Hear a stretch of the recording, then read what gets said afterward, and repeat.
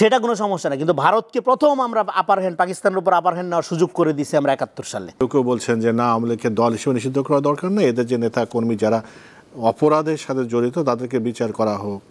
কিন্তু অনেকে আবার সাধারণ মানুষও কিন্তু অনেক সময় জিজ্ঞাসা করে, ভাই আগামী দিনে নির্বাচনে কি হবে, আওয়ামী লীগকে কি নির্বাচন করতে দেওয়া হবে অথবা নির্বাচন করতে পারবে কিনা?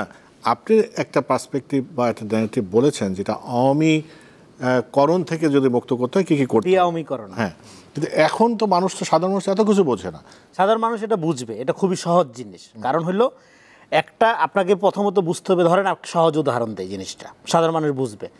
ধরেন আপনি ধর্ষণ বন্ধ করতে চান, এই জন্য আপনি ধর্ষকের কঠিন শাস্তি দিতে চান, তাই না? এখন ধর্ষকের শাস্তি যদি আপনি সারা জীবন দিয়ে যান, ধর্ষণ বন্ধ হবে না। কিন্তু ধর্ষণ তাই বলে কি বন্ধ করতে হবে না? করতে হবে। তাহলে আর কি পদ্ধতি আছে ধর্ষণ বন্ধ করার? আর পদ্ধতি হইল আপনি খোদ ধর্ষণকে আপনি ফোকাস করেন বেশি, ধর্ষককে বেশি ফোকাস করা হচ্ছে। কিভাবে সেটা?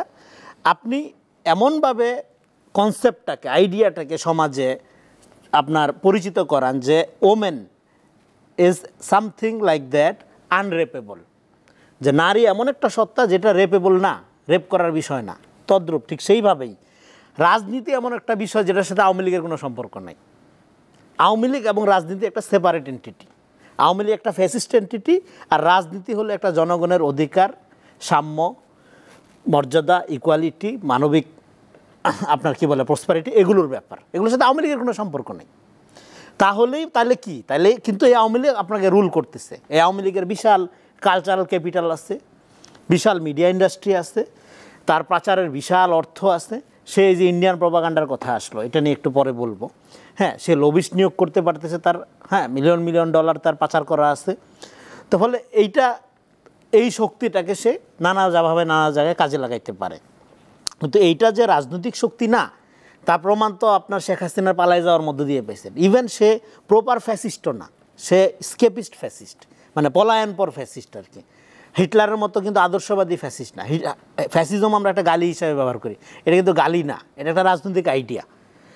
এই রাজনৈতিক আইডিয়াটা এরকমই হয়। হ্যাঁ, সেটার পক্ষে অনেক মানুষ থাকে, যারা থাকে ইতিহাসে তাদের পরিণতি আমরা দেখছি, কিন্তু আমরা এটা হোলসেল গালি হিসাবে ব্যবহার করি।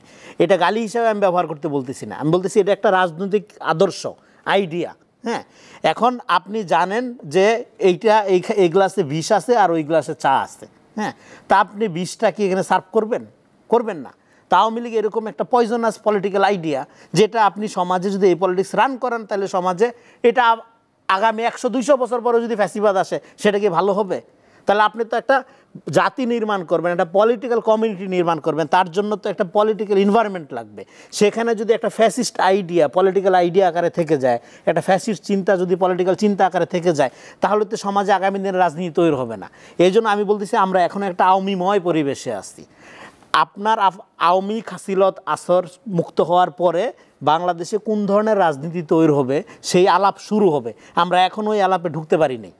হ্যাঁ, আমার কথা হয়তো পরে আপনার বুঝতে পারবেন, কারণ এর আগেও আমি শাহবাগের সময় বলছিলাম যে এইটা ফ্যাসিবাদকে সামাজিকীকরণ করবে, এটা একটা সাংস্কৃতিক ফ্যাসিবাদের দিকে নিয়ে যাবে। তখন লোকজন আমাদের জঙ্গি জামাত বলে গালাগালি করছে। এখন আমি বলতেছি, আপনি যদি আওয়ামী লীগকে ডিরোটেট করতে না পারেন, তাহলে আওয়ামী বিরোধী আওয়ামী রাজনীতি হবে, এই ধারায় মেইন স্ট্রিম থেকে যাবে। আবারও ইন্ডিয়ান কালচারাল ক্যাপিটালের মধ্যে দিয়ে আবারও এখানকার মেজরিটি মানুষ পরাধীন থাকবে, সংখ্যায় মেজরিটি থাকবে, কালচারালি ফিলোসফিক্যালি চিন্তার দিক থেকে এরা দাস হয়ে থাকবে। হ্যাঁ, আবারও এখানে ইসলাম প্রশ্ন নিয়ে আপনার কথা বলতে হবে। ফলে একটা ডেমোক্রেটিক পলিটিক্সকে যদি সমাজে মেইনস্ট্রিম করতে হয়, তাহলে আপনাকে ফ্যাসিবাদ মুক্ত সামাজিক স্তর নির্মাণ করতে হবে। সেটার জন্য যে এথিক্যাল ইঞ্জিনিয়ারিং, সেই এথিক্যাল ইঞ্জিনিয়ারিং শুরু করার ধাপ হইল বিআওয়ামীকরণ করা। এটা ম্যান্ডেলা করছে সাউথ আফ্রিকাতে, এটা আপনার ইয়াতে হয়েছে, আপনার এই ডিনাচিফিকেশন জার্মানিতে হয়েছে, পৃথিবীর বহু দেশে, যেটা আমি নতুন কোনো কথা বলতেছি না, এটা বহু দেশে যে এটা আমরা আমাদের মডেলটা কী হবে এটা আমরা চিন্তা করতে পারবো।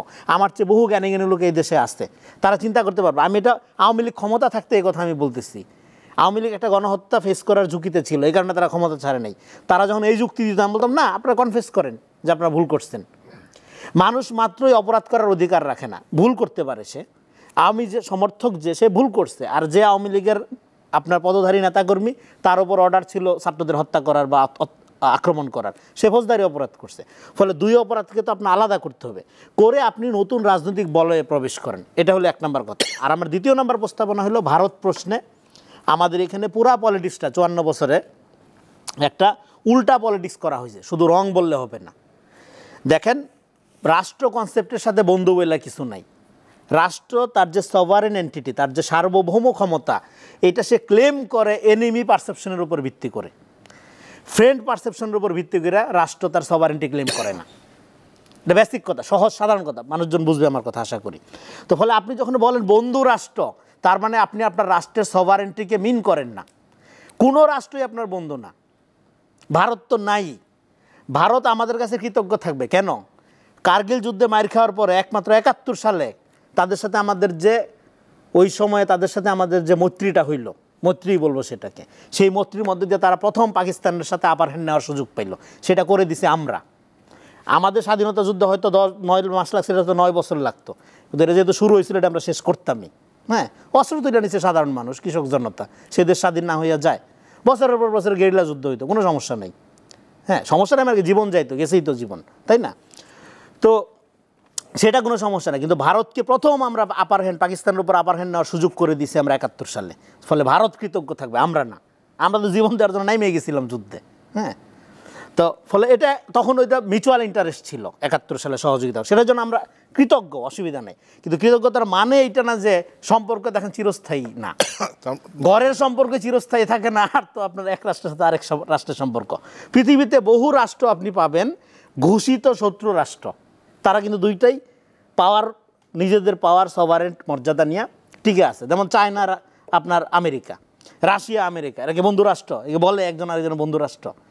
ঘোষিত শত্রু রাষ্ট্র আপনার নর্থ কোরিয়া আমেরিকা, ঘোষিত শত্রু রাষ্ট্র, ঠিক নাই, নাকি বিলীন হয়ে গেছে পৃথিবীর মানচিত্র থেকে।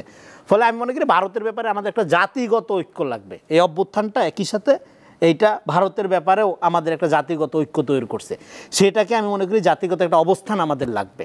সেই অবস্থানের ভিত্তিতে ভারতকে আমরা ঘোষিত শত্রু রাষ্ট্র বলতে পারি, অসুবিধা নেই, শত্রু রাষ্ট্র বলবো। আবার আমরা ওইখানে যাব, চিকিৎসা হবে, আমাদের কালচারাল আদান প্রদান হবে। দেখেন, কোনো মুসলমান ভারত বিরোধী হইতে পারে না, কোনো মুসলমান হইতে পারে না।